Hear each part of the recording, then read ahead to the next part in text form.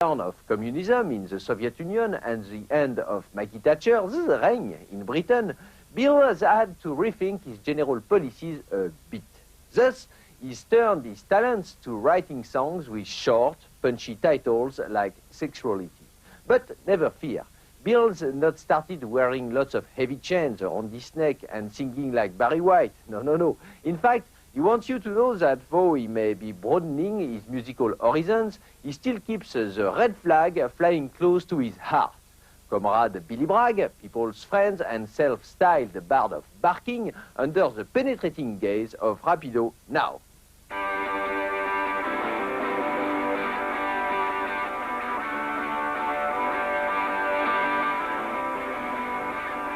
This is Billy Bragg performing in Moscow before the recent upheavals in the USSR. Rapido met up with him at Karl Marx's grave in Highgate Cemetery to discover that he believes Marx's views on communism are still valid today. I think although Marx's analysis may have been wrong, the things that he wrote about are still with us. The problems that he saw are still facing us. You know, the failure of capitalism to deliver the fruits of society to the majority of people. I mean, that's why socialism was born in the first place. So they're still very, very relevant. Unemployment, bad housing, poverty, hunger, ignorance around the world, all these things have still got to be combated. So really, to me, it's just a phase has ended, a philosophical phase, but the struggle carries on. I look out, my country's patriots are hunting down below. What do they know? More than anyone else, Billy's represented the voice of politics in pop, from supporting the miners to campaigning against the Gulf War. But his protests come from the heart rather than the Communist Manifesto. As far as I'm concerned, I came to socialism via a humanitarian route. So I didn't come to it through a Marxist-Leninist route. So it's not difficult for me now that the ideological manifestation of that is perhaps bankrupt, to step back to the humanitarian side and start again. I still have those humanitarian ideals, you know. I should imagine that Marxists are very confused at the moment, don't really know what to do. We said we don't like these campaigns round here, you know, another one to the wall. And that's what gets me in trouble, heaven help me. Goodbye, good luck, to the promises you've broken.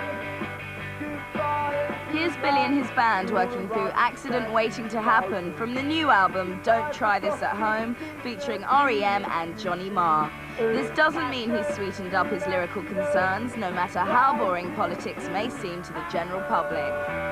Politics generally are boring. If you look at the House of Commons, it is pretty boring. They're pretty boring people. But unfortunately, politics intrudes into all our lives. And I think we all should be prepared and also capable of carrying and arguing about the subject. You know, everyone has some points of view about the important issues of the day, whether it's racism, sexism, homophobia, the war, some unions, the political parties. And I think everybody should at least be challenged on those issues rather than just pretending they don't exist. Billy's commercial breakthrough came this summer with the song he co-wrote with Johnny Marr and sang with Kirsty MacColl. Called Sexuality, it's about safe sex. Although it represents a change in direction and subject matter, as far as Billy's concerned, it meets the necessary requirements of a pop song. I think it's very important that you don't write songs that only mean something to a small clique of people.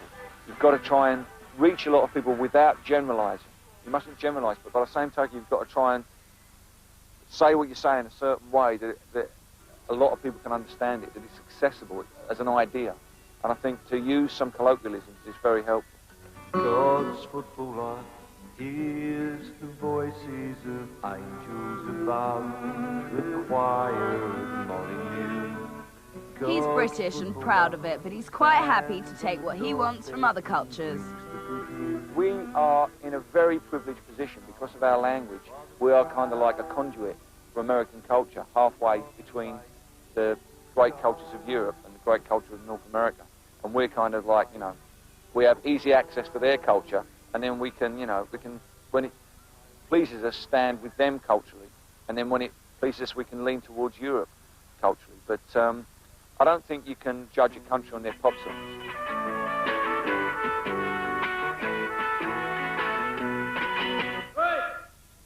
Not to be confused with Tony Orlando.